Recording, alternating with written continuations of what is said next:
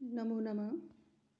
मैं डॉक्टर मधु शर्मा, सहायक आचार्य संस्कृत, राजकीय कन्या महाविद्यालय पारा।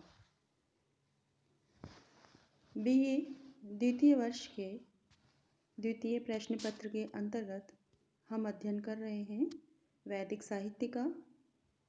वैदिक साहित्य में ईशावास्योपनिषद के मंत्रों का हम अध्ययन कर रहे हैं। तृतीय मंत्र है असूर्या नाम ते लोका अंधेन तमसावृता तास्ते प्रेत्य अभिगच्छन्ति ये के च आत्महनो जना। शब्दार्थ है असूर्या अर्थात नाशक, दुखदाई। असुर से बना है असूर्या। नाम निसंदेह, ते वे, लोका प्रदेश। साधारणतः स्वर्ग, पृथ्वी और पाताल 3 लोक माने जाते हैं, किंतु विशेष रूप से वर्णन करने वालों ने लोकों की संख्या 14 मानी है। 7 ऊर्ध्वलोक और 7 अधोलोक। ऊर्ध्वलोक में है भूलोक, भूलोक, स्वलोक, महलोक, जनलोक, तपोलोक और सत्यलोक। अधोलोक में है अतल, वितल, सुतल, रसातल, तलातल, महातल और पाताल। अंधेन का शब्दार्थ है प्रगाढ़, तमसा अंधकार से, आवृता ढके हुए। तान उन लोगों को, ते वे लोग, प्रेत्य मरकर, अभिगच्छन्ति प्राप्त करते हैं।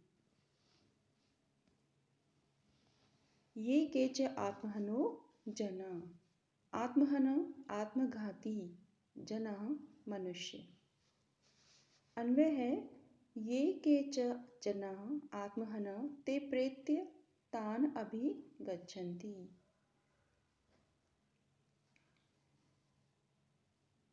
ते नाम लोकः असूर्या अंधेन तमसा आवृता।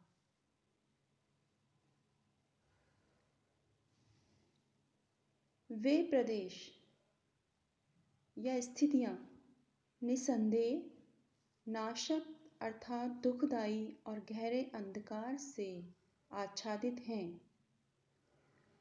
उन लोगों को मरकर वे लोग ही प्राप्त करते हैं जो कोई आत्मघाती मनुष्य होते हैं। जो मनुष्य आत्मघाती होते हैं, जो आत्महत्या करते हैं, वे मरकर उन्हें उन्हीं कष्टदायी लोगों को प्राप्त करते हैं जो अत्यंत नाशक, दुखदाई और गहरे अंधकार से आच्छादित हैं। ऐसे लोगों को प्राप्त करते हैं। आत्मघाती व्यक्ति, आत्मघाती जन। इसमें यह कहा गया है कि मनुष्य को किसी भी स्थिति में आत्मघाती नहीं होना चाहिए, आत्महत्या नहीं करनी चाहिए। जीवन अत्यंत महत्वपूर्ण है। नहीं मनुष्यात् श्रेष्ठतरो हि किंचित। मनुष्य के जीवन से श्रेष्ठ बढ़कर और कोई वस्तु नहीं है।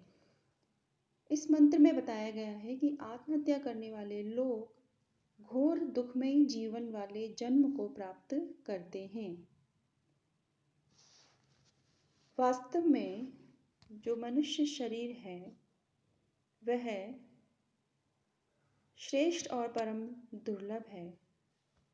ऐसे शरीर को पाकर भी जो मनुष्य अपने कर्म समूह को ईश्वर पूजा के निमित्त समर्पित नहीं करते तथा कामोभोग को ही जीवन का परम लक्ष्य मानकर विषयों की आसक्ति तथा उनके यथेच्छ उपभोग में ही लगे रहते हैं, वे वस्तुतः आत्म की हत्या करने वाले होते हैं।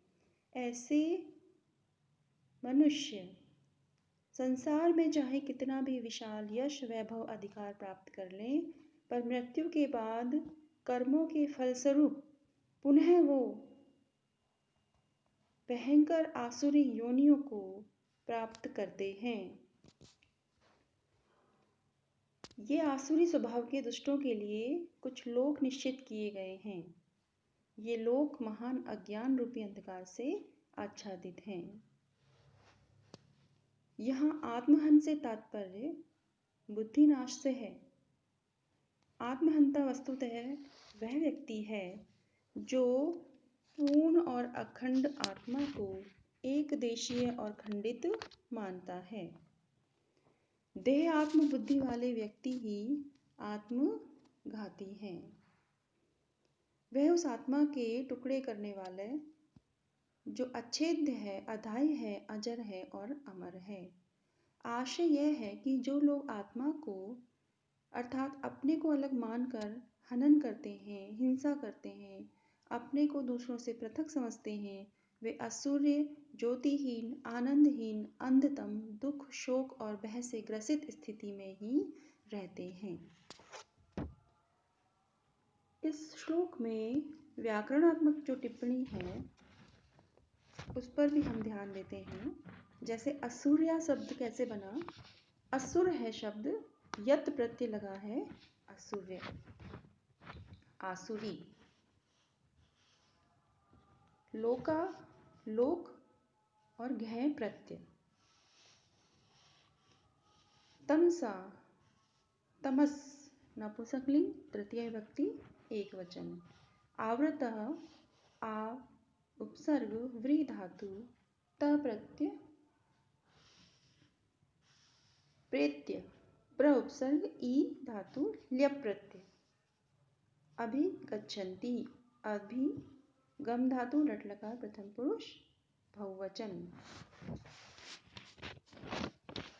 आत्महनः आत्मानं घ्नन्ति ते आत्महनः।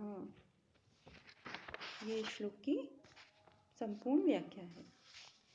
अग्रिम श्लोक है अनेजदेकं मनसो जवीयो नेनद एव वा आप्नुवन् पूर्वम् अर्षत् तद्धावतो अन्यान् अत्येति तिष्ठत् तस्मिन्नपो मातरिश्वा दधाति।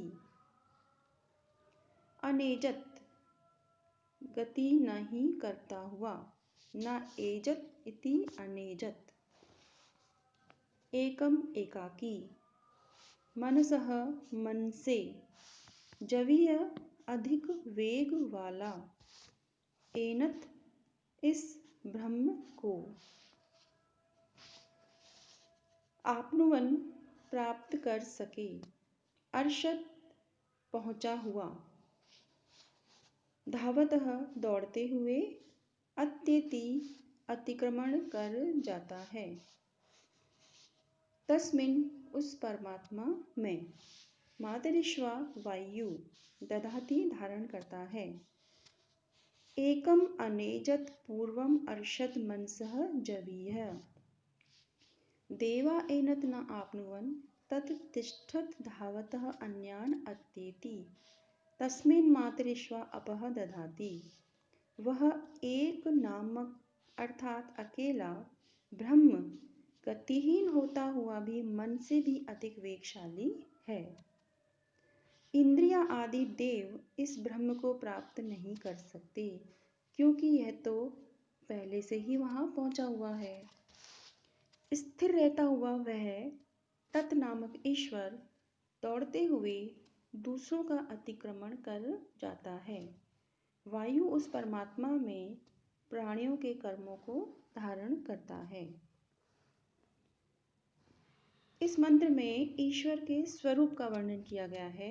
इस उपनिषद के प्रारंभ में जिस ईश्वर ब्रह्म या परमात्मा को सर्वव्यापक बतलाया गया है उसकी विविध विशेषताओं का यहाँ वर्णन किया जा रहा है कि वह ब्रह्म अकेला है, अचल है, सबसे अधिक गतिशाली है। विभिन्न देवगण जो अपने अपने कर्म करते हैं वे उसी की शक्ति के आधार पर करते हैं। इस मंत्र में बतलाया गया है कि आत्म तत्व कैसा है।